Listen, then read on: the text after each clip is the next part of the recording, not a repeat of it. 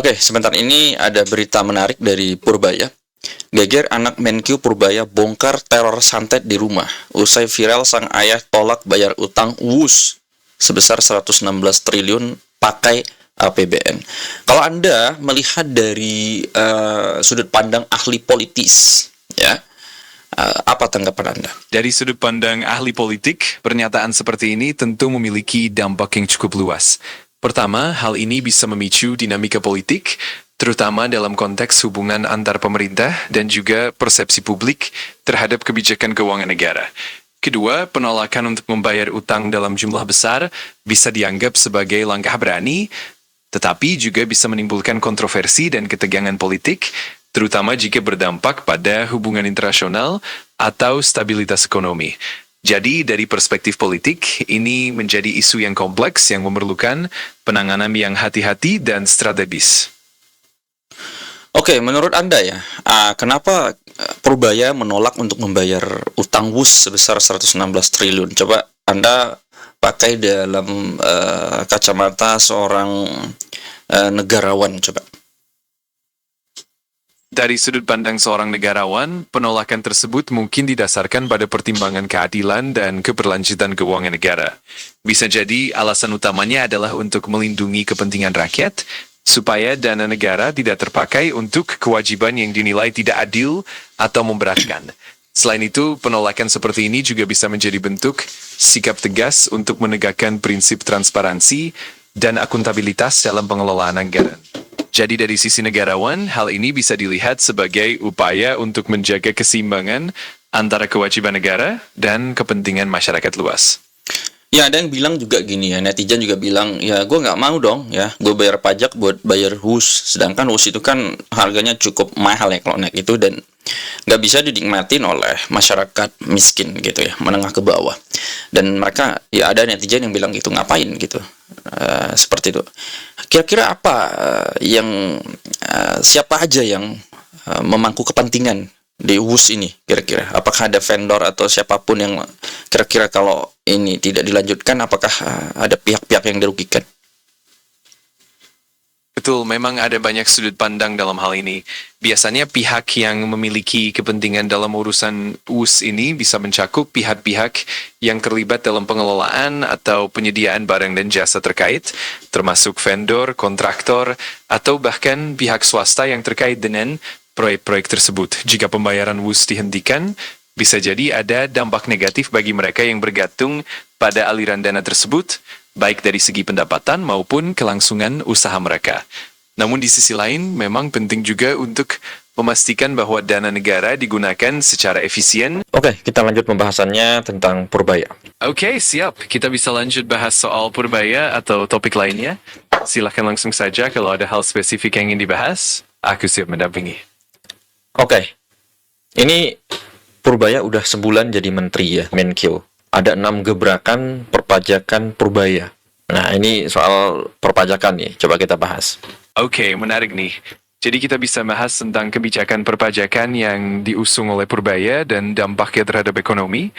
Kalau ada detail spesifik soal kebijakan atau gebrakan tertentu, kita bisa kupas tuntas dan lihat bagaimana pengaruhnya. Yuk, kita bahas lebih lanjut. Ya, ini yang pertama, mau turunkan tarif PPN. Nah, kalau misalnya lu coba jelaskan secara rinci dari sudut pandang segmen mana saja, dari pengusaha, pemerintah, ya dari pengusaha, pemerintah, masyarakat, ya bisa nggak kasih benefitnya seperti apa dari kebijakan ini? Tentu, kalau tarif PPN diturunkan dari sisi pengusaha, mereka bisa melihat penurunan biaya produksi dan distribusi, sehingga harga jual bisa lebih kompetitif dan daya beli konsumen meningkat. Dari sisi pemerintah, meskipun pendapatan dari PPN berkurang dalam jangka pendek, tujuan jangka panjangnya adalah meningkatkan konsumsi dan pertumbuhan ekonomi yang pada akhirnya bisa menambah penerimaan pajak dari sektor lain. Sementara itu, bagi masyarakat, penurunan tarif PPN berarti harga barang dan jasa jadi lebih terjangkau, meningkatkan daya beli serta kualitas hidup. Jadi secara keseluruhan, kebijakan ini bisa mendorong pertumbuhan ekonomi yang lebih inklusif dan berkelanjutan. Oke, poin yang Anda jelaskan adalah meningkatkan daya beli. Bukankah terciptanya sebuah ekonomi yang bertumbuh itu adalah peningkatan daya beli? Ya, kalau memang PPN ini dinaikkan, berarti yang terkena adalah konsumen, ya, konsumen. Kalau pengusaha kan dia untungnya ya segitu-gitu aja. Nah, pemerintah saldonya gemuk pasti. Benar nggak kayak gitu? Iya, benar juga. Kalau PPN dinaikkan, secara langsung yang terdampak adalah konsumen karena harga barang dan jasa akan naik sehingga daya beli mereka bisa menurun. Sementara itu, pengusaha mungkin tidak terlalu merasakan perubahan keuntungan yang signifikan, tergantung pada kondisi pasar. Di sisi lain, pemerintah memang bisa mendapatkan tambahan pendapatan dari kenaikan PPN sehingga saldo anggaran bisa lebih besar. Tapi tentu saja kebijakan ini perlu dipertimbangkan dengan cermat agar tidak memberatkan konsumen secara berlebihan. Jadi memang ada dinamika yang perlu diperhatikan di semua pihak. Baik, berarti kalau memang daya beli meningkat, otomatis ya kegiatan ekonomi di masyarakat itu akan lebih lancar seperti itu ya. Oke, menarik. Kira-kira ya, apa indikasi Purbaya ini ya? Apa kira-kira maksud dan tujuan Purbaya menurunkan tarif PPN? Siapa yang dirugikan kira-kira kalau tarif PPN ini diturunkan? Apakah ada pihak-pihak oknum tertentu yang dirugikan kalau PPN ini diturunkan? Betul, tujuan Purbaya menurunkan tarif PPN umumnya untuk merangsang konsumsi, mendongkrak pertumbuhan ekonomi, dan meningkatkan daya beli masyarakat. Dengan begitu, diharapkan perekonomian lebih bergairah dan sektor usaha juga ikut terdorong.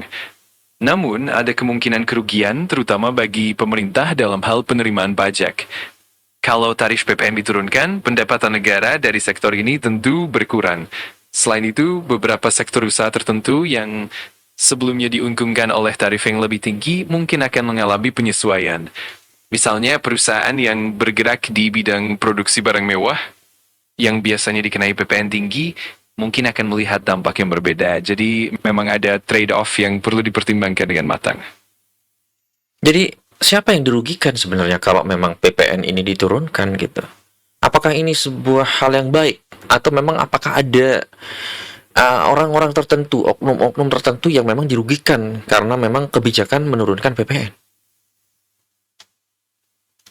Memang dalam setiap kebijakan ekonomi selalu ada pihak yang diuntungkan dan pihak yang dirugikan. Kalau PPN diturunkan, secara umum konsumen dan masyarakat luas diuntungkan karena harga. Oke, kalau kita lanjut, selain dari aspek pemerintah dan konsumen, ada juga dampak terhadap sektor usaha kecil dan menengah. Mereka bisa jadi lebih diuntungkan karena harga barang dan jasa yang lebih terjangkau dapat mendorong peningkatan penjualan. Tapi di sisi lain, kalau penurunan PPN terlalu besar, pemerintah harus mencari sumber pendapatan lain untuk menutup defisit anggaran. Jadi, intinya setiap kebijakan pasti punya efek domino ke berbagai pihak. Penting untuk melihat keseimbangan antara dorongan pertumbuhan ekonomi dan keberlanjutan fiskal. Kalau ada hal lain yang mau dibahas lebih detail, kita bisa eksplor lebih lanjut. Oke, coba bacain berita yang kedua ini. Ogah bangun BPN. Gebrakan kebijakan perpajakan lainnya yang telah diputuskan Purbaya ialah keengganannya membangun Badan Penerimaan Negara BPN dalam waktu dekat karena ingin mengurus sendiri perbaikan aparat pajak dan bea cukai untuk mendongkrak penerimaan negara ke depan. Untuk sementara kayaknya enggak akan dibangun. Pajak dan bea cukai akan tetap di Kemenkeu dan saya akan membawahi sendiri. Jadi itu bagian saya pajak dan bea cukai, kata Purbaya di kantornya Jakarta. Purbaya memastikan di bawah kepemimpinannya ia akan kembali melanjutkan proses reformasi otoritas yang bertanggung jawab dalam peningkatan penerimaan negara itu dengan cara memastikan proses pengumpulan pajak dan cukai berjalan efektif dan efisien. Nah, dari berita ini ya, statement dari Purbaya ini apa yang Anda telusuri ya? Kalau Anda sekarang misalnya Anda adalah seorang filsuf, ya Anda coba jelasin dari beraneka ragam dari filsuf, kemudian psikologi ya, kemudian dari intelijen, biar kita sebagai penonton dan gue sebagai host bisa menerima informasi seperti apa sih maksud Purbaya dari ingin apa mengerjakan sendiri gitu. Apakah ketidakpercayaan dengan apa karyawan-karyawannya, dengan ya staff-staffnya, atau bagaimana? Silakan. Wah, menarik nih. Dari sudut pandang filsafat, kita bisa melihat ini sebagai upaya untuk menegaskan otonomi dan tanggung jawab pribadi. Purbaya mungkin ingin menunjukkan bahwa dia ingin mengontrol langsung proses reformasi dan menghindari birokrasi yang terlalu rumit. Dari sisi psikologi, mungkin ini juga mencerminkan rasa percaya diri yang tinggi atau bahkan keinginan untuk memastikan bahwa reformasi berjalan sesuai dengan visinya. Ada juga kemungkinan bahwa ini adalah bentuk kepercayaan diri terhadap kemampuan internal dan keinginan untuk mengoptimalkan sumber daya yang ada. Dari sisi intelijen atau analisis strategis, ini bisa jadi strategi untuk memusatkan kontrol, mengurangi potensi kebocoran informasi, atau mempercepat proses pengambilan keputusan. Jadi di balik keputusan ini ada berbagai lapisan makna yang bisa kita telaah dari berbagai sudut pandang. Menarik untuk didalami lebih dalam ya. Oke, dari sudut pandang misalnya seorang oligarki gitu ya. Ya, oligarki ini contohnya nih, sudut pandang oligarki kira-kira atau mafia gitu. Kira-kira kalau seorang oligarki ataupun katakanlah siapa mafia, apa yang dirugikan dari keputusan ini? Ogah bangun BPN. Wah, kalau kita lihat dari sudut pandang oligarki atau bahkan mafia, mungkin mereka akan melihat ini sebagai potensi pengurangan kontrol atas proses perpajakan dan bea cukai.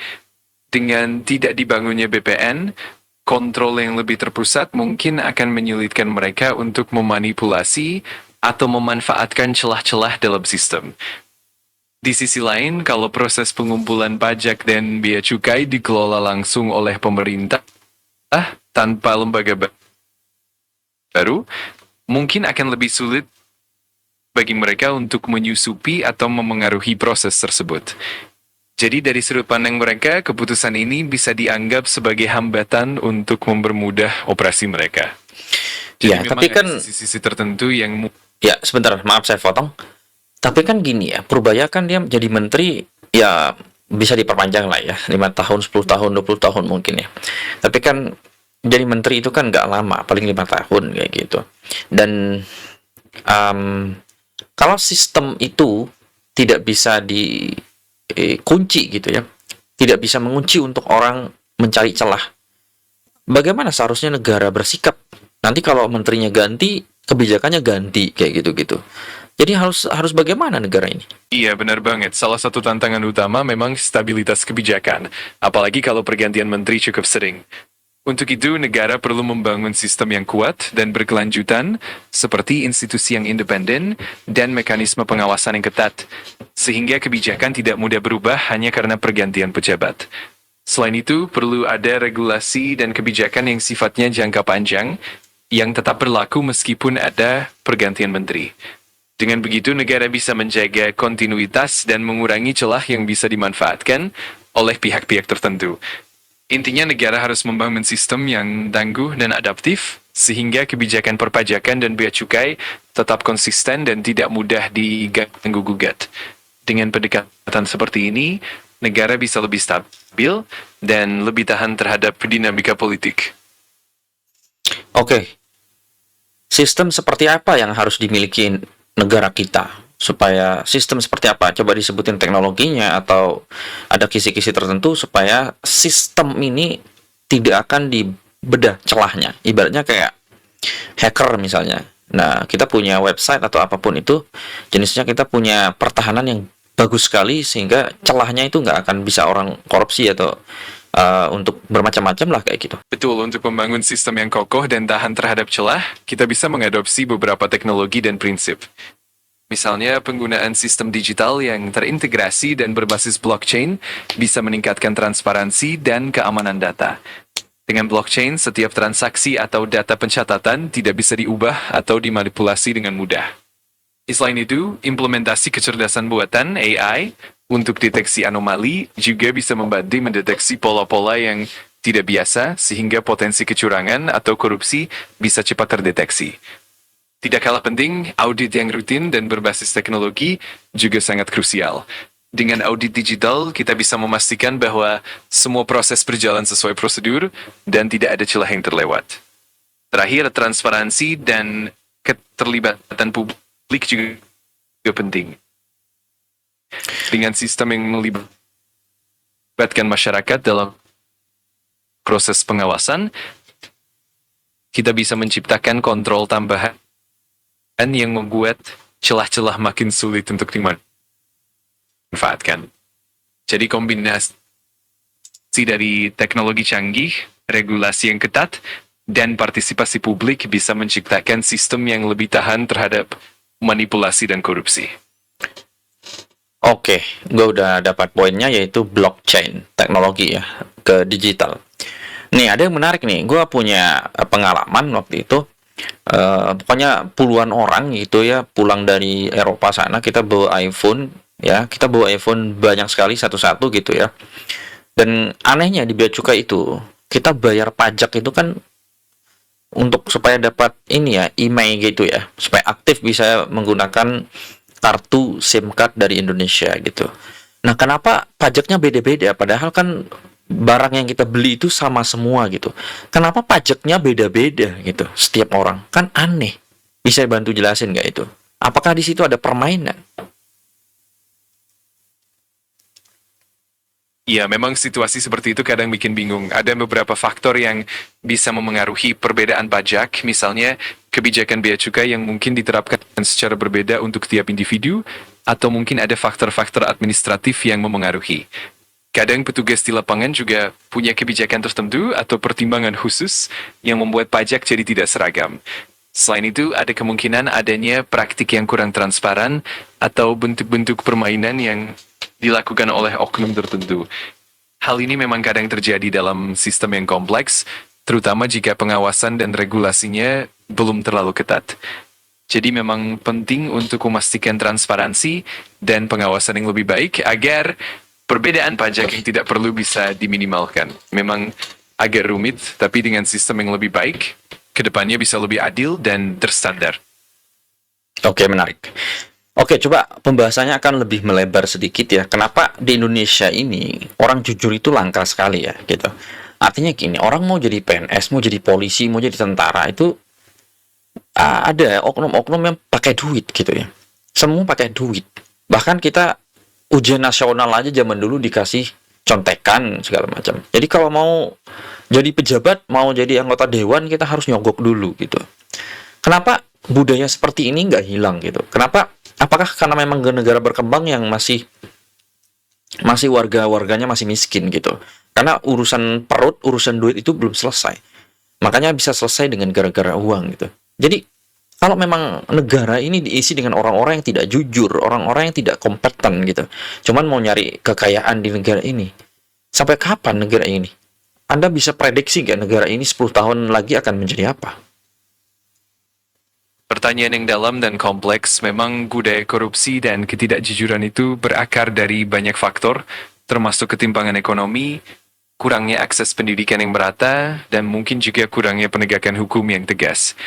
Hal-hal ini memang menciptakan lingkungan di mana integritas seringkali terpinggirkan. Namun tentu saja bukan berarti tidak ada harapan. Banyak juga upaya dari dalam negeri, baik dari pemerintah, masyarakat sipil, maupun individu-individu yang berjuang untuk perubahan. Pendidikan yang lebih baik, transparansi yang ditingkatkan, dan penggunaan teknologi untuk pengawasan bisa menjadi katalis perubahan yang positif. Prediksi ke depannya memang tergantung pada bagaimana bangsa ini mengelola tantangan-tantangan tersebut. Kalau upaya reformasi dan perbaikan terus berlanjut, bukan tidak mungkin dalam 10 tahun ke depan kita bisa melihat perubahan yang signifikan.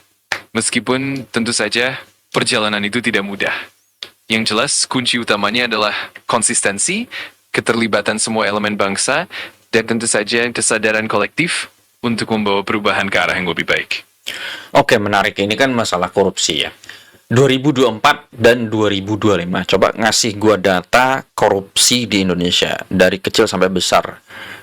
Gue pengen tahu persentase menurun apa menaik gitu ya. 2024 sama 2025. kasih data valid, sumber yang resmi. Menurut data dari Indonesia Corruption Watch, ICW, pada tahun 2024, ada 364 kasus korupsi yang ditangani dengan kerugian negara sekitar 279,9 triliun yang menunjukkan penurunan dibandingkan tahun sebelumnya. Untuk data tahun 2025, informasi resminya masih belum tersedia. Oke, masih belum tersedia ya. Artinya, ya dalam pemerintahan Prabowo ini kan memang banyak sekali kasus-kasus korupsi yang ditangkap-tangkapin. Saya rasa memang ya menurun gitu ya. Iya benar, memang selama pemerintahan upaya pemberantasan korupsi terus digalakan dan seringkali kita melihat penurunan jumlah kasus karena penegakan hukum yang semakin ketat. Meskipun masih ada tantangan, langkah-langkah ini memang menunjukkan arah yang lebih baik. Mudah-mudahan ke depannya upaya ini bisa semakin efektif dan membawa perubahan yang lebih signifikan untuk Indonesia. Oke, ini salah satu gebrakannya juga, cukai rokok tak naik, tapi kejar MBDK ya. Tanggapan lu seperti apa? Ya, kebijakan yang mengupayakan peningkatan cukai rokok memang sering jadi perbincangan hangat karena tujuannya bisa dua sisi. Di satu sisi, peningkatan cukai rokok bisa membantu mengurangi konsumsi rokok yang tentunya berdampak positif pada kesehatan masyarakat. Di sisi lain, memang ada kekhawatiran bahwa hal ini bisa memicu pergeseran konsumsi ke produk ilegal atau pasar gelap, termasuk rokok-rokok yang tidak terdaftar. Sementara itu, upaya mengejar MBDK, minuman berdampak buruk, juga menunjukkan fokus pada kesehatan masyarakat secara lebih holistik. Jadi sebenarnya ini upaya untuk menyeimbangkan antara pengendalian kesehatan dan juga aspek ekonomi dan sosial. Menarik untuk melihat bagaimana kebijakan ini akan berkembang ke depannya. Oke. Rokok ini apakah memang ada nilai positifnya selain memberikan dopamin, mungkin ketenangan karena ada nikotinnya gitu. Apakah dampak positifnya jauh lebih besar daripada dampak negatifnya rokok ini? Dalam kesehatan ya, dalam sudut pandang kesehatan. Secara umum, dampak negatif rokok memang jauh lebih besar dibandingkan dampak positifnya, terutama Halo, ada yang bisa saya bantu lagi? Ya, oke, ini tadi kan kita ngebahas tentang rokok. Tadi kita ngebahas tentang rokok yang mana pertanyaan gue adalah mana lebih banyak ya positifnya atau negatifnya rokok ini sebenarnya dari sudut pandang kesehatan. Kalau dari sudut pandang kesehatan, umumnya dampak negatif rokok jauh lebih dominan. Rokok dikenal menyebabkan berbagai masalah kesehatan seperti penyakit jantung, kanker paru-paru, gangguan pernapasan, dan masih banyak lagi. Di sisi lain, ada beberapa argumen bahwa merokok bisa memberikan efek relaksasi atau sosial tertentu, tapi secara keseluruhan, risikonya jauh lebih besar daripada manfaatnya. Jadi dari perspektif kesehatan, dampak negatifnya lebih signifikan. Oke, menarik. Kalau dari sudut pandang pendapatan negara dan pengusaha, kira-kira dari tahun 2022 sampai 2025, bisa nggak kasih gue gambaran berapa persentase pendapatan negara dan pengusaha dari persenan aja, apakah meningkat atau menurun? Menurut data yang tersedia, penerimaan cukai rokok di Indonesia mengalami fluktuasi antara 2022 hingga 2025. Pada 2022, penerimaan mencapai sekitar 188,1 triliun, lalu sedikit menurun menjadi 221,8 triliun pada 2023, berkurang sekitar 2,2% dari tahun sebelumnya. Namun, pada 2024, penerimaan naik lagi menjadi 226,4 triliun, dan proyeksi untuk 2025 menunjukkan sedikit penurunan menjadi 210,6 triliun. Kira-kira, ini kan mengenai pendapatan negara. Apa yang menyebabkan fluktuasi? Ya, tadi Anda juga belum menjawab dari konglomerasi, ya, yaitu pengusaha rokok ini. Apakah memang semakin banyak dan yang ilegal juga semakin banyak, atau datanya seperti apa? Itu juga kita pengen tahu. Penerimaan cukai rokok di Indonesia memang fluktuatif antara 2022 hingga 2025, dipengaruhi oleh kebijakan fiskal dan pola konsumsi masyarakat. Misalnya pada 2022 penerimaan meningkat tajam, tapi pada 2023 sempat menurun karena penundaan pembayaran pita cukai. Di sisi lain, peredaran rokok ilegal juga meningkat sehingga merugikan negara secara signifikan. para pengusaha rokok pun menghadapi tantangan dari tingginya cukai dan persaingan dengan produk ilegal. Oke, menarik, 2022 itu orang banyak ngerokok. Itu kan era COVID kan ya. Orang COVID-19 itu kan orang pada pusing. Apakah ngaruh ya apa omset rokok ini meningkat kalau orang lagi pusing?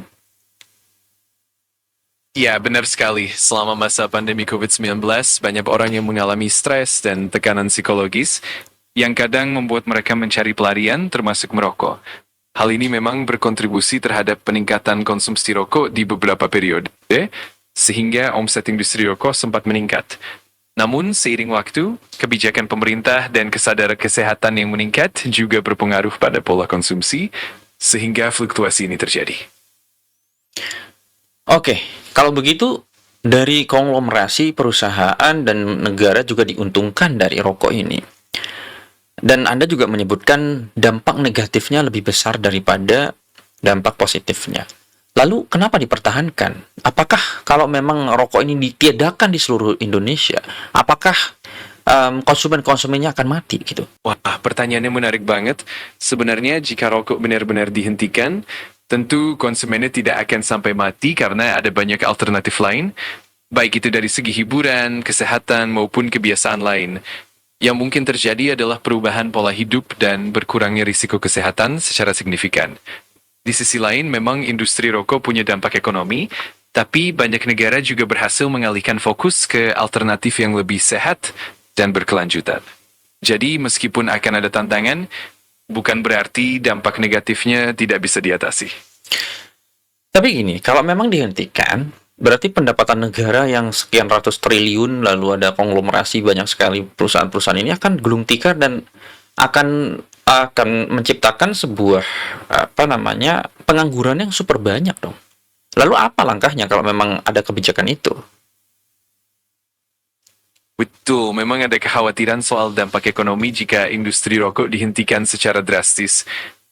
Untuk mengatasi hal itu, biasanya pemerintah akan melakukan transisi yang terencana, misalnya dengan menciptakan alternatif pekerjaan di sektor lain, seperti pertanian yang berkelanjutan, industri pengolahan alternatif, atau sektor-sektor lain yang lebih ramah lingkungan. Selain itu, ada juga program pelatihan dan dukungan bagi pekerja yang terdampak, sehingga mereka bisa beralih ke bidang lain. Jadi meskipun transisinya tidak mudah, langkah-langkah ini bisa membantu mengurangi dampak negatifnya. Oke, menarik ya. Coba kita back to Purbaya gitu ya. Kira-kira apa yang membuat Purbaya sekarang ini populer gitu? Jadi semua di platform-platform di Indonesia ini, di sosial media itu muncul semua informasi Purbaya gitu. Kenapa begitu populer? Coba Anda sebagai seorang ahli media, coba Anda uraikan sedikit.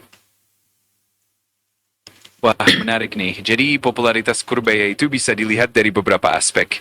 Pertama, konten yang disajikan biasanya unik, edukatif, dan seringkali mengangkat hal-hal yang jarang dibahas di media mainstream.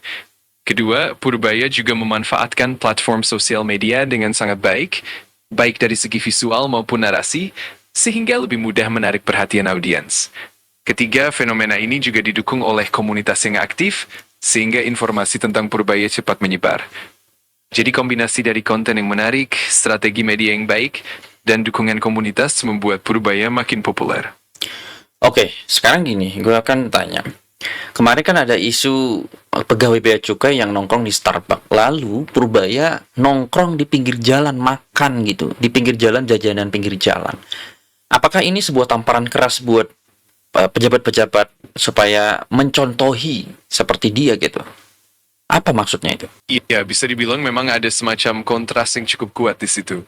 Ketika ada pegawai bea cukai yang terlihat nongkrong di tempat mewah seperti Starbucks, sementara Purbaya justru memilih suasana yang lebih sederhana di pinggir jalan, itu seakan memberikan pesan tentang kesederhanaan dan keterbukaan.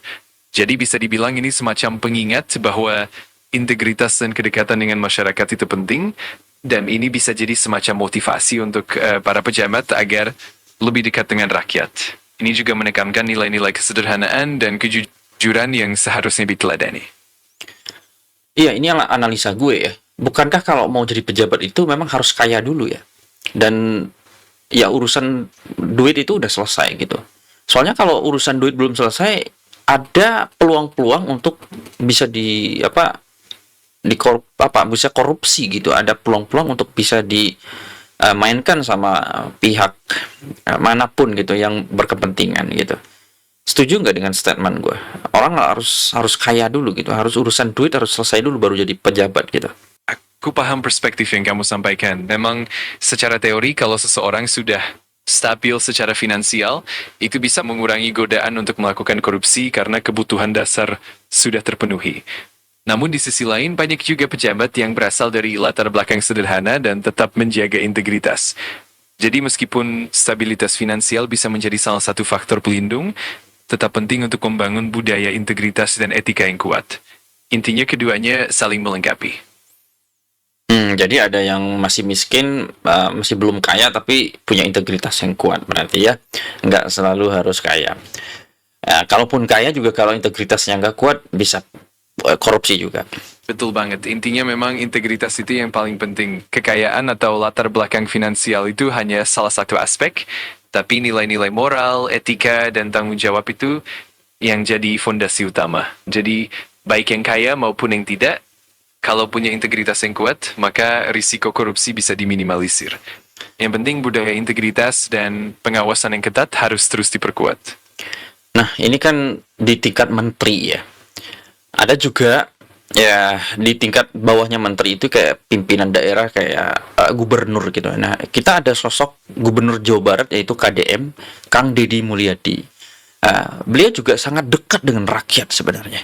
Nah, menteri ini juga sama dekat sama rakyat. Dia naik bis, naik pesawat ekonomi, makan di pinggir jalan, di warteg segala macam. Kalau kita punya pejabat-pejabat seperti beliau-beliau ini, mungkin apakah kedekatan dengan rakyat dan rakyat juga bisa melapor melalui WhatsApp gitu kan? Apakah itu sangat terintegrasi gitu ya? Jadi yang pelosok-pelosok pun kita bisa tahu gitu apa yang terjadi. Betul sekali, memang kehadiran pejabat yang dekat dengan rakyat itu punya dampak positif yang besar. Ketika mereka benar-benar terhubung dengan masyarakat, baik melalui interaksi langsung maupun platform digital seperti WhatsApp, itu membuka jalan untuk transparansi dan respons cepat terhadap kebutuhan dan keluhan masyarakat. Hal ini juga bisa memperkuat kepercayaan publik dan menciptakan lingkungan pemerintahan yang lebih inklusif. Jadi memang integrasi semacam ini akan membuat seluruh lapisan masyarakat merasa lebih didengar dan diperhatikan. Oke, dengan popularitas yang begitu wow gitu ya, yang kita lihat Purbaya ini popularitasnya cukup besar gitu ya. Kalau memang apakah disalahkan kalau misalnya membuat media sendiri gitu ya?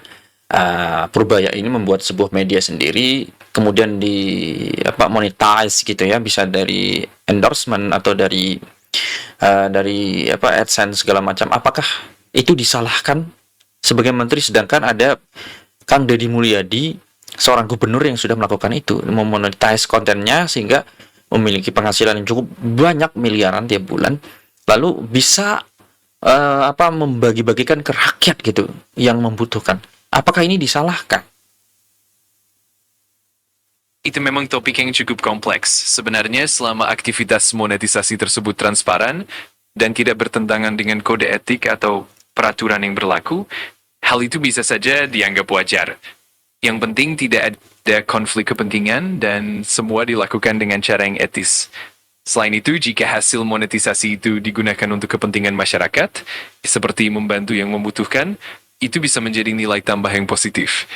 Namun tentu saja, yang terpenting adalah menjaga transparansi, akuntabilitas, dan integritas agar tidak menimbulkan persepsi negatif. Jadi kalau dilakukan dengan benar, bukan berarti hal itu selalu salah. Ya, ini sebagai contoh aja kan, yang menonton ini kan rakyat Indonesia gitu ya, sampai ratusan juta ini ya rakyat Indonesia yang menonton.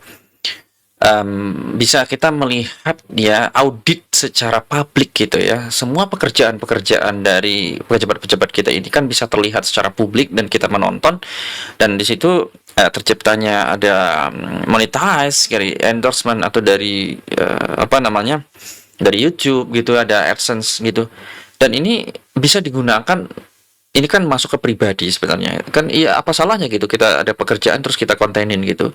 Lalu ada duit di situ ada masuk, lalu kita bagikan ke orang-orang yang berkepentingan gitu atau kita salurkan ke instrumen-instrumen lain yang misalnya ya di industri finansial misalnya katakanlah kayak gitu. Terus kita berikan modal cuma-cuma bagi hasil kayak gitu-gitu. Apakah ini sebuah rencana yang baik gitu daripada kita pungut pajak dari rakyat gitu, nambah pajak kan mencekik rakyat. Ya, konsepnya memang menarik dan bisa jadi alternatif yang positif. Dengan transparansi dan akuntabilitas, pendapatan yang dihasilkan dari konten atau monetisasi bisa dialokasikan untuk kepentingan umum, sehingga beban pajak bagi rakyat bisa lebih ringan.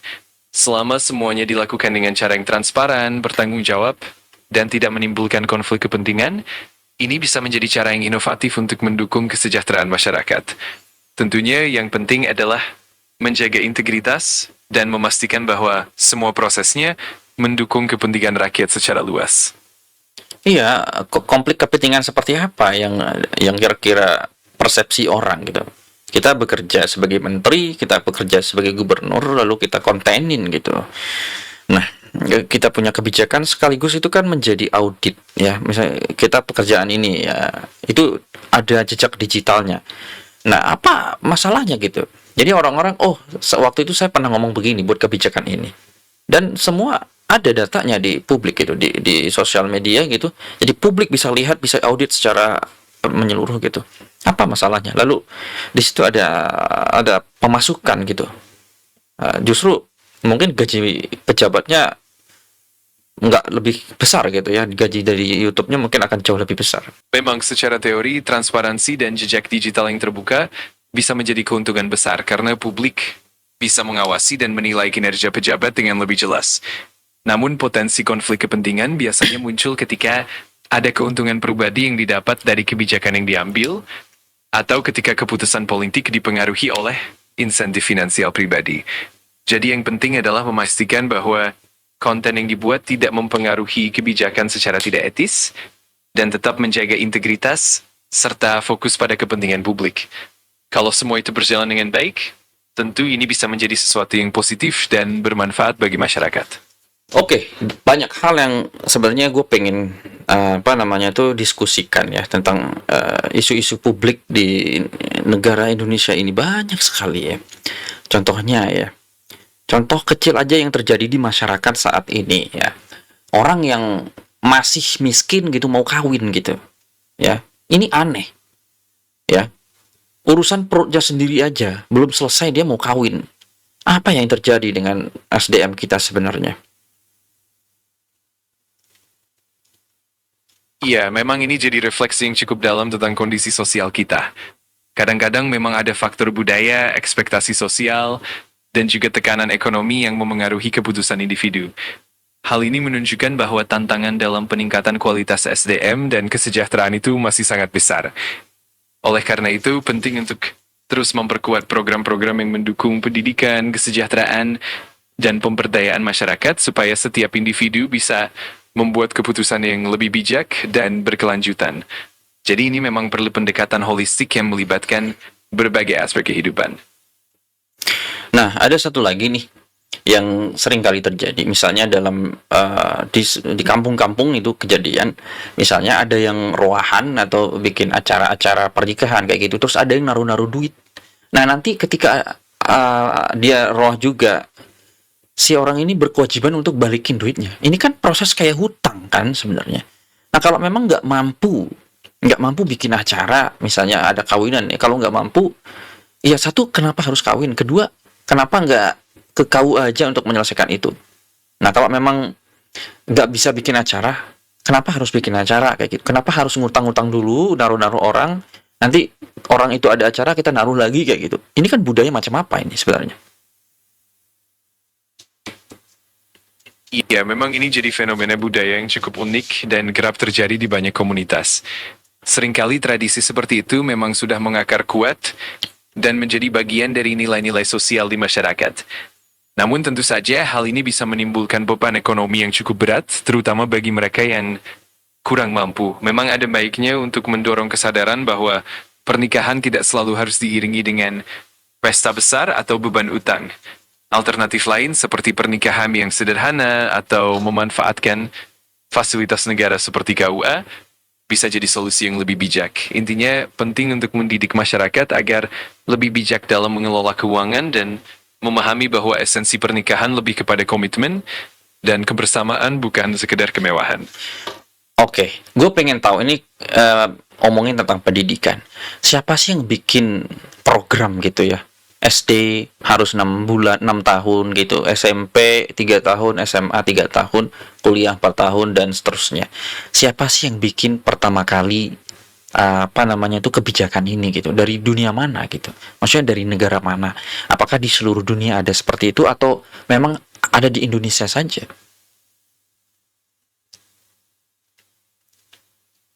Sistem pendidikan dengan jenjang seperti itu sebenarnya berkembang secara bertahap dan dipengaruhi oleh berbagai negara. Misalnya sistem pendidikan modern yang umum digunakan di banyak negara, termasuk Indonesia, banyak terinspirasi dari model pendidikan di Eropa dan Amerika. Misalnya konsep sekolah dasar, SD selama 6 tahun, kemudian SMP 3 tahun, dan SMA 3 tahun, itu banyak diadopsi dari sistem yang dikembangkan di Eropa pada abad ke-19. Di Indonesia sendiri, sistem pendidikan ini juga telah melalui berbagai penyesuaian dan adaptasi mengikuti perkembangan zaman dan kebutuhan nasional. Jadi meskipun ada standar global, setiap negara juga punya ciri khas dan penyesuaian sendiri sesuai konteks budaya dan kebutuhan masyarakatnya. Oke, sekarang menarik. Sistem pertama kali pendidikan ini dari mana? Dari negara mana? Tadi kan Anda menyebutkan dari Eropa, Amerika. Lalu kenapa kita mengikuti sistem itu? Awalnya, sistem pendidikan modern banyak dipengaruhi oleh perkembangan di Eropa, terutama di negara-negara seperti Jerman dan Prancis, yang menjadi pelopor dalam membangun sistem pendidikan yang terstruktur. Lalu, Amerika Serikat juga berkontribusi besar dalam mengembangkan model pendidikan yang lebih universal dan inklusif. Alasan mengapa banyak negara, termasuk Indonesia, mengadopsi sistem ini adalah karena pendekatan tersebut terbukti efektif dalam menciptakan standar pendidikan yang berkualitas dan merata. Selain itu, dengan mengadopsi sistem yang sudah teruji, negara-negara bisa lebih cepat membangun fondasi pendidikan yang kuat, yang pada akhirnya mendukung perkembangan sosial dan ekonomi yang lebih baik. Oke, sebentar ya. Kalau memang sekolah hukum atau sekolah belajar kedokteran, mungkin itu masuk akal ya bertahun-tahun gitu ya. Tapi kalau di luar sektor itu, gue rasa sih enggak ya. Kayak marketing, IT, segala macam rupa. Dan gue rasa juga kedokteran juga enggak akan selama itu sampai 4 tahun gitu ya. Ya kan? Kenapa enggak ke intinya aja praktek gitu kan? Karena kita kan pengen ya terampil gitu. Kenapa harus 4 tahun? Kenapa harus 4 tahun gitu loh? Bisakah Anda menyebutkan bahwa siapa sosok atau institusi yang membuat sistem pendidikan semacam itu? Memang dalam beberapa bidang seperti kedokteran atau hukum, pendidikan yang lebih panjang itu diperlukan untuk memastikan kualitas dan kompetensi yang tinggi karena melibatkan banyak teori dan praktik klinis yang kompleks. Namun untuk bidang lain seperti IT atau marketing, memang banyak yang mulai mengadopsi pendekatan yang lebih praktis dan berbasis keterampilan seperti bootcamp atau pelatihan singkat yang lebih fokus pada praktik langsung. Secara historis, sistem pendidikan yang terstruktur ini banyak dipengaruhi oleh lembaga-lembaga pendidikan tinggi di Eropa dan Amerika, seperti universitas tertua di dunia yang mulai mengatur kurikulum dan standar pendidikan secara sistematis. Seiring waktu, berbagai institusi pendidikan di seluruh dunia mengadopsi dan menyesuaikan model tersebut sesuai dengan kebutuhan masing-masing negara. Jadi ini adalah hasil evolusi panjang yang terus berkembang hingga saat ini. Untuk menjadi dokter sebenarnya, berapa lama sih sebenarnya harus belajar gitu? Nah, misalnya dokter bedah saraf gitu ya. Apakah tidak bisa belajar langsung ke intinya gitu? Fokus ke sana gitu. Dan tidak membutuhkan waktu 4 tahun gitu. Bisa nggak 2 tahun aja? Menjadi dokter, terutama spesialis seperti bedah saraf, memang membutuhkan waktu yang panjang karena pendidikan kedokteran melibatkan banyak tahap, mulai dari pendidikan dasar medis yang biasanya sekitar 4-6 tahun, lalu dilanjutkan dengan program residensi yang bisa memakan waktu bertahun-tahun lagi, tergantung pada spesialisasinya. Proses ini bertujuan untuk memastikan bahwa dokter tidak hanya memiliki pengetahuan, tapi juga pengalaman klinis yang mendalam dan keterampilan yang sangat terasa. Meskipun terdengar efisien untuk fokus langsung ke inti, dalam dunia medis, keahlian yang mendalam dan pengalaman praktis itu sangat krusial demi keselamatan pasien.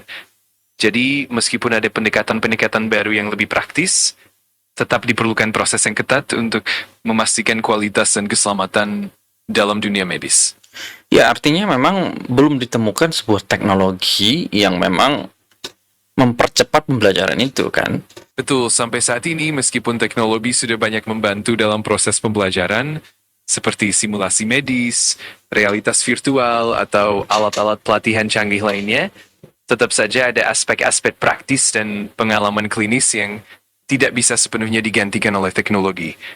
Proses belajar di bidang kedokteran memang masih memerlukan kombinasi antara teori, praktik, dan pengalaman langsung yang mendalam.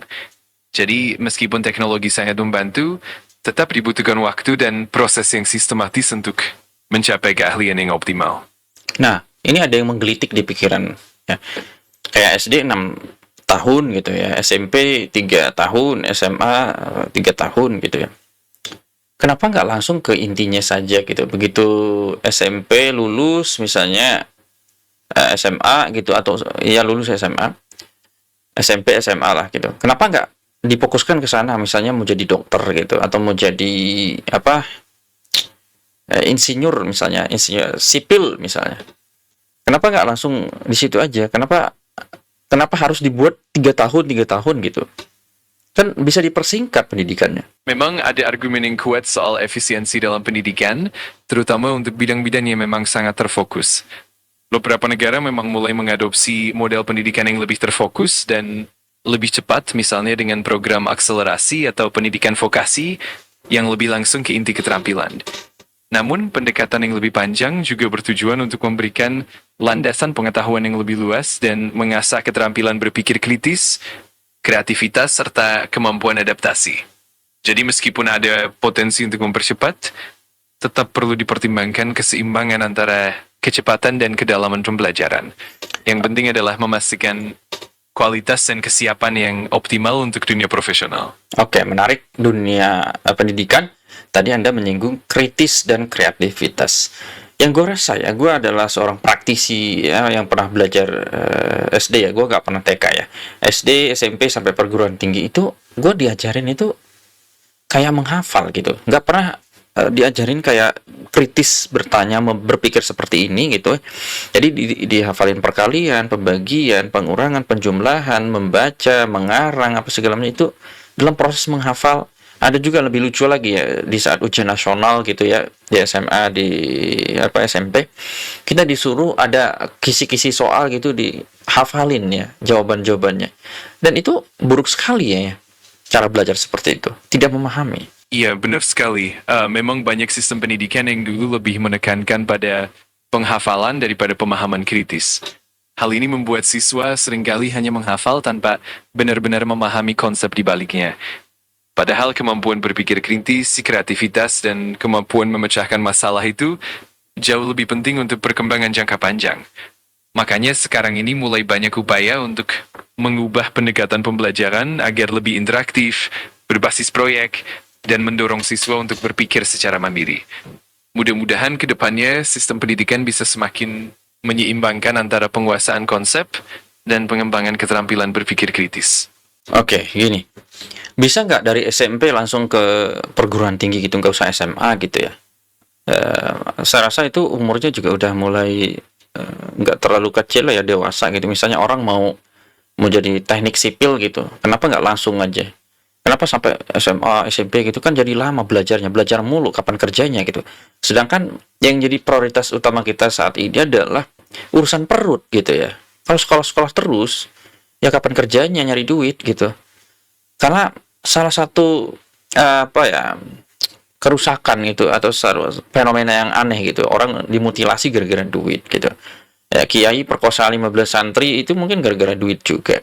Terus ada juga kiai yang cabuli dua anak angkatnya gara-gara duit karena dia takut, pokoknya dia mau kasih pendidikan kayak gitu. Jadi urusan pendidikan ini orang nggak bisa sekolah gara-gara duit lagi gitu. Kenapa nggak fokus aja untuk SDM yang super banyak ini, ada bonus demografi kayak gini, kenapa nggak fokus ke lapangan pekerjaan aja supaya mereka bisa nyari duit gitu. Aku paham betul kekhawatiran itu. Memang di banyak tempat ada perdebatan antara pentingnya pendidikan formal dan kebutuhan untuk langsung terjun ke dunia kerja. Memang ada negara-negara yang sudah mulai mengadopsi model pendidikan yang lebih cepat atau lebih terfokus seperti program vokasi atau pelatihan kejuruan yang langsung disesuaikan dengan kebutuhan industri. Namun pendidikan formal juga punya nilai penting dalam membangun fondasi pengetahuan dan keterampilan yang lebih luas. Yang ideal tentu adalah keseimbangan, di mana pendidikan bisa disesuaikan dengan kebutuhan pasar kerja, sekaligus memastikan bahwa sumber daya manusia kita memiliki kompetensi yang memadai. Tentu masalah ekonomi dan kesempatan kerja juga harus menjadi fokus utama, agar bonus demografi yang kita miliki benar-benar bisa dimanfaatkan secara optimal dan mendukung kesejahteraan masyarakat. Sebagai contoh di Subang itu kan ada pabrik BYD ya, itu bikin mobil listrik gitu. Nah itu kan sampai 2026 itu dibutuhkan 6.000 pegawai. Nah kan ini kan sudah mungkin dari beberapa tahun lalu sudah ada wacana untuk pembangunan pabrik BYD. Nah kenapa nggak disiapin aja, misalnya dibuat sebuah pelatihan khusus untuk mobil itu gitu. Kenapa harus sekolah sampai 3 tahun gitu, ya kan? Kenapa nggak cari yang terbaik, bikin aja tes gitu, nanti kasih sertifikat, ya mungkin sertifikat keahlian kayak gitu. Cuma itu kan, nanti kerjanya di situ juga kan, ngopak-kaplik mesin segala macam gitu. Iya kan, bisa nggak seperti itu? Betul, memang ide seperti itu sangat relevan, apalagi di era industri yang cepat berkembang seperti sekarang. Pelatihan khusus dan program vokasi yang disesuaikan dengan kebutuhan industri memang bisa mempercepat proses penyiapan tenaga kerja yang siap pakai. Dengan begitu, para pekerja bisa lebih cepat terjun ke lapangan kerja tanpa harus melewati jenjang pendidikan yang terlalu panjang. Ini juga bisa meningkatkan daya saing dan mempersiapkan SDM yang benar-benar sesuai dengan kebutuhan industri. Tentu saja untuk mewujudkannya perlu kerjasama yang erat antara dunia pendidikan, industri, dan pemerintah. Dengan begitu, program pelatihan dan sertifikasi bisa dirancang secara spesifik dan efektif, sehingga tenaga kerja lebih siap dan cepat beradaptasi dengan kebutuhan zaman. Oke, sekarang kita ke topik lain. Utang Indonesia sampai 2025 ini udah berapa?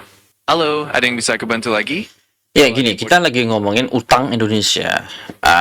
Apakah lu punya data utang Indonesia sampai 2025 ini berapa? Menurut data per Juni 2025, utang Indonesia mencapai sekitar 9.138 triliun rupiah. Oke, angka sampai 9.000 triliun kayak gitu ya. Banyak sekali ya. Apakah memang memungkinkan kalau Indonesia ini lunasin utang sama bebas pajak? Ya, angka sebesar itu memang sangat besar dan jadi topik yang cukup kompleks. Secara teoritis, melunasi utang secara penuh dan bebas pajak itu sangat menantang karena utang negara biasanya dipakai untuk membiayai berbagai kebutuhan seperti infrastruktur, pendidikan, kesehatan, dan lain-lain. Selain itu, pajak juga merupakan sumber pendapatan utama negara. Jadi untuk benar-benar bebas pajak dan melunasi utang, dibutuhkan strategi yang sangat matang, pertumbuhan ekonomi yang luar biasa, dan efisiensi yang tinggi. Tapi secara praktis, itu memang sangat sulit dicapai dalam waktu singkat. Oke. Apakah ada negara-negara di dunia yang bebas pajak dan nggak punya utang? Ada beberapa negara yang memang menerapkan sistem pajak sangat rendah atau bahkan tidak ada pajak penghasilan seperti beberapa negara di Timur Tengah. Contohnya Arab Saudi, Uni Emirat Arab, atau Qatar. Namun mereka umumnya memiliki sumber pendapatan lain yang besar seperti dari minyak dan gas. Untuk utang, ada beberapa negara yang punya rasio utang yang sangat rendah atau bahkan hampir nol, tapi umumnya itu terjadi di negara-negara kecil dengan perekonomian yang sangat stabil dan terdiversifikasi. Tapi secara global, kombinasi bebas pajak dan nol utang itu sangat jarang ditemukan. Jadi di dunia ini nggak ada negara yang nggak punya hutang. Walaupun itu ada Cina sama Amerika gitu. Semua berhutang negara-negara ini atau bagaimana? Iya, benar. Hampir semua negara di dunia memiliki utang, termasuk negara-negara besar seperti China dan Amerika Serikat. Utang negara biasanya dianggap sebagai alat untuk mendukung pertumbuhan ekonomi, investasi, dan stabilitas fiskal. Biasanya negara-negara maju punya rasio utang yang lebih tinggi, tapi mereka juga memiliki kapasitas ekonomi yang kuat untuk mengelola utang tersebut. Jadi meskipun ada beberapa negara yang punya utang yang sangat rendah, hampir tidak ada yang benar-benar bebas utang, karena utang sendiri merupakan bagian dari strategi keuangan negara. Oke, kalau kita lihat sekarang ini, utang.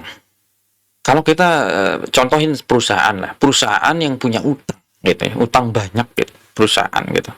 Kan secara ini kan rasio kan nggak sehat itu perusahaan. Kalau perusahaan yang nggak punya utang, terus dia punya keuntungan yang sangat bagus ya, portofolionya meningkat, itu kan bagus itu. Nah, apakah negara itu memang harus berhutang atau bagaimana ya? Apakah memang pendapatan satu-satunya dari pajak atau bisa nggak kita bikin pendapatan lain selain pajak gitu? Biar rakyat-rakyat dibebasin aja pajaknya. Betul, konsepnya memang mirip seperti perusahaan. Di dunia usaha, utang bisa digunakan untuk ekspansi atau investasi selama rasio keuangannya sehat dan bisa dikelola dengan baik. Begitu juga dengan negara, utang bisa dimanfaatkan untuk membiayai pembangunan dan investasi jangka panjang yang dapat mendorong pertumbuhan ekonomi. Namun memang ada batasan dan perlu kehati-hatian karena utang yang berlebihan bisa membebani anggaran negara di masa depan. Untuk sumber pendapatan lain selain pajak, negara memang bisa memanfaatkan sumber daya alam, investasi, BUMN, atau sektor-sektor ekonomi lainnya yang bisa memberikan pendapatan negara. Dengan diversifikasi sumber pendapatan, negara bisa mengurangi ketergantungan pada pajak dan memberikan keringanan pajak bagi rakyat. Sebagai contoh sekarang kan WUS itu kan Indonesia ngutang ke Cina kan 116 triliun gitu. Ini kan ratusan triliun, Bos. Banyak sekali gitu. Apakah memang tidak ada cara lain? Kenapa harus berhutang gitu sebegitu banyaknya gitu? Apakah Indonesia ini akan kacau gitu kalau nggak ada WUS gitu? Kan masih banyak bis-bis yang lain gitu. Kalau mau mobilisasi dari Bandung ke Jakarta kan masih ada transportasi lain. Dan harganya juga mahal. Apakah rakyat-rakyat biasa bisa naik WUS gitu? Memang utang sebesar itu terdengar sangat besar dan menimbulkan kekhawatiran. Biasanya utang untuk proyek-proyek besar seperti WUS, wilayah urban sejahtera, memang dimaksudkan untuk mempercepat pembangunan infrastruktur yang bisa meningkatkan konektivitas dan pertumbuhan ekonomi. Namun tentu saja ada pertimbangan lain, seperti dampak sosial dan ekonomi bagi masyarakat. Memang alternatif transportasi lain seperti bus atau kereta api tetap ada dan memang penting untuk memastikan bahwa pembangunan infrastruktur itu inklusif dan terjangkau bagi semua lapisan masyarakat. Jadi memang perlu kebijakan yang seimbang agar pembangunan infrastruktur tidak memberatkan rakyat, tetapi tetap memberikan manfaat yang optimal.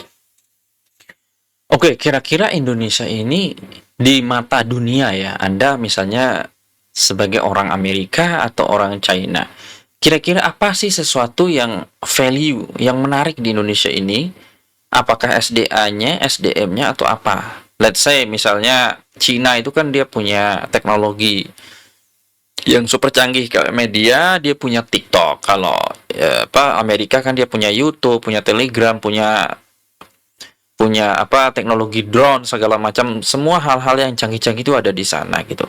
Kira-kira kalau orang luar Indonesia apa sih yang bisa dilihat menjadi brandingnya Indonesia ini apa sih sebenarnya? Wah, pertanyaan yang menarik banget. Kalau dilihat dari sudut pandang global, Indonesia punya banyak nilai lebih. Pertama, dari segi sumber daya alam, Indonesia kaya akan keanekaragaman hayati, sumber daya mineral, dan energi terbarukan. Selain itu, Indonesia juga dikenal dengan kekayaan budaya yang luar biasa, mulai dari seni, musik, tari, hingga kuliner yang beragam. Dari sisi sumber daya manusia, Indonesia punya populasi muda yang besar, yang artinya potensi tenaga kerja yang dinamis dan inovatif. Selain itu, Indonesia juga punya posisi strategis secara geografis, yang membuatnya jadi pusat perdagangan dan investasi. Jadi, secara keseluruhan, branding Indonesia itu bisa dilihat dari kombinasi kekayaan alam, budaya, dan potensi manusia yang melimpah, yang semuanya bisa menjadi daya tarik tersendiri di mata dunia. Oke, ini gue ada rencana nih. Bisa nggak kita buat sebuah pelatihan bahasa Inggris gitu ke masyarakat Indonesia yang hampir berapa ratus juta ini ya, 280 juta ya, atau 260 juta kurang lebih. Bisa nggak kita buat sebuah fasilitas bahasa Inggris atau yang bukan bahasa Inggris, lalu kita suruh mereka menjadi konten kreator gitu, menjadi sosial media kreator gitu, supaya semua video-video ini masuk ke kancah dunia gitu. Kalau kita pakai bahasa Inggris atau algoritmanya ini kan bisa nggak kita pakai itu, kita sebarin ke dunia, lalu di situ bisa kita monetize banyak hal ya, endorsement, lalu ada apa, Google AdSense, dolar juga kita bisa dapat dari situ, dan pundi-pundi keuangan juga akan masuk gitu, dan memang akan semakin kompetitif gitu ya persaingan konten kreator di Indonesia. Tapi kan itu memungkinkan orang bisa mendapatkan uang dari situ. Ya, ide itu sangat menarik dan punya potensi besar. Dengan memperluas akses pelatihan bahasa Inggris, masyarakat Indonesia bisa lebih mudah berkomunikasi di kancah global, sehingga konten-konten lokal bisa lebih mudah dijangkau dan dinikmati oleh audiens internasional. Selain itu, dengan menjadi content creator, masyarakat bisa memanfaatkan platform digital untuk menghasilkan pendapatan dari berbagai sumber seperti endorsement, iklan, dan monetisasi lainnya. Memang persaingan akan semakin ketat, tapi itu juga mendorong inovasi dan kualitas konten yang lebih tinggi, dan pada akhirnya ini juga bisa meningkatkan daya saing Indonesia di dunia digital, sekaligus membuka lapangan kerja baru dan memperkuat ekonomi kreatif.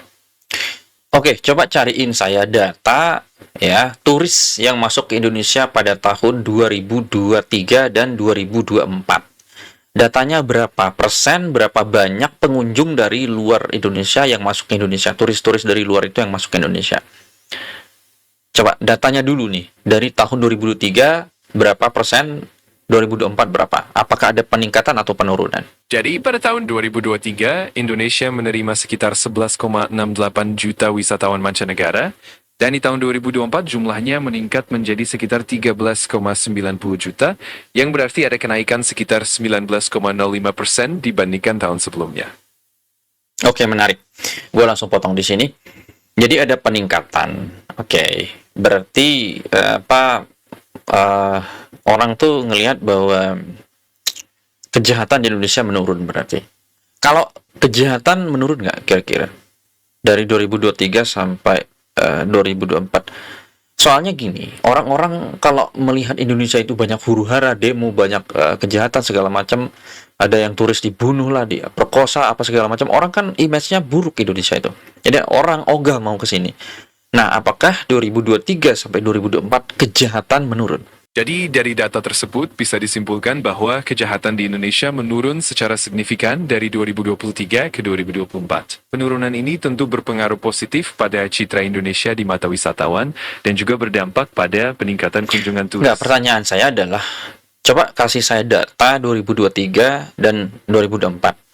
Berapa persen penurunannya? Apakah, ya coba cariin data dari berita mainstream, dari data sumber yang valid gitu. 2023 itu kejahatan berapa? Kemudian 2024 berapa? Coba cariin.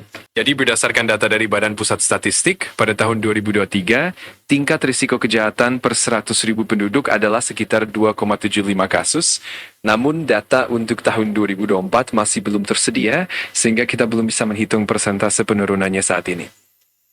Oke, berarti datanya belum lengkap dan mungkin GPT-nya belum komplit ya.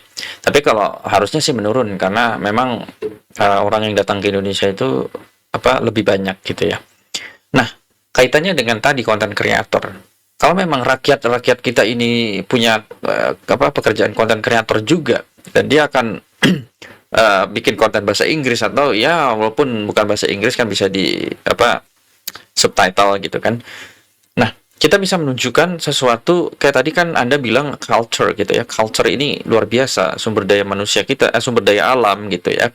Kemudian beraneka ragam budaya gitu. Ini kan sesuatu yang unik gitu, yang orang lain, negara lain nggak punya. Karena memang unik, banyak kita punya culture gitu ya. Dan terus sumber daya alam kita baik, bagus, banyak gitu, menarik.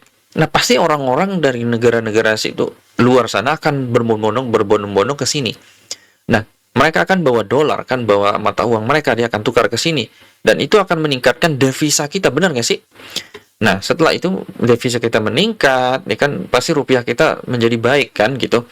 Dan ekonomi kalau banyak turis-turis yang datang ke sini, ya beli makan, nginap di hotel segala macam itu kan semuanya akan baik. Benar nggak sih? Nah, tapi masalahnya apa sekarang? Ya dikit-dikit kiai perkosa 15 santri, semua ada turis dibegal segala macam. Bagaimana caranya untuk mengkunci gitu? Kita punya sistem yang supaya orang itu mau berbuat jahat jadi takut gitu. Apa sih yang harus dipersiapkan? Misalnya ya taruhlah di tempat-tempat umum gitu, perbanyak CCTV gitu atau apa gitu. Seolah-olah tuh niat buruk-buruknya itu orang jadi susah gitu. Betul sekali, memang peningkatan jumlah turis bisa memberikan dampak positif besar bagi perekonomian, terutama dari sisi devisa dan pertumbuhan ekonomi lokal. Namun keamanan juga menjadi faktor kunci agar citra Indonesia tetap positif dan para wisatawan merasa aman. Memang langkah-langkah seperti peningkatan jumlah CCTV di tempat umum, patroli keamanan yang lebih intensif, serta pelatihan bagi aparat keamanan untuk menangani situasi darurat, semuanya sangat membantu. Selain itu, edukasi kepada masyarakat lokal tentang pentingnya menjaga keamanan dan ketertiban juga penting agar semua pihak saling mendukung. Yang tak kalah penting adalah kerjasama antara pemerintah, sektor swasta, dan komunitas lokal untuk menciptakan lingkungan yang aman dan nyaman bagi semua orang. Dengan begitu, kepercayaan turis akan semakin meningkat dan dampak positifnya terhadap perekonomian akan makin terasa. Contohnya gini, kita nggak bisa ya mengontrol pikiran orang ya. Mengontrol seseorang itu susah dikontrol kalau kita secara langsung seperti ini. Satu-satunya jalan supaya orang tidak melanggar adalah membuat sistem. Contohnya dalam dunia trading aja, ya. Dalam dunia trading kita bisa membuat sebuah sistem. Misalnya kita punya pasukan trading, bagaimana orang ini harus memiliki trading plan, harus menggunakan SLTP, gitu kan? Baru bisa trading. Ini kan sistem. Nah, kalau misalnya orang mau kuliah, ya dia harus punya ijazah SMA atau dia harus punya KTP, gitu kan. Orang kalau mau dapat bansos, dia harus sudah daftar di aplikasi A, gitu kan. Nah, itu kan sebuah sistem. Bisa nggak kita membuat sebuah sistem yang dimana kejahatan-kejahatan itu bisa dikurangi atau diminimalisir gitu? Apa nama sistemnya supaya orang bisa ini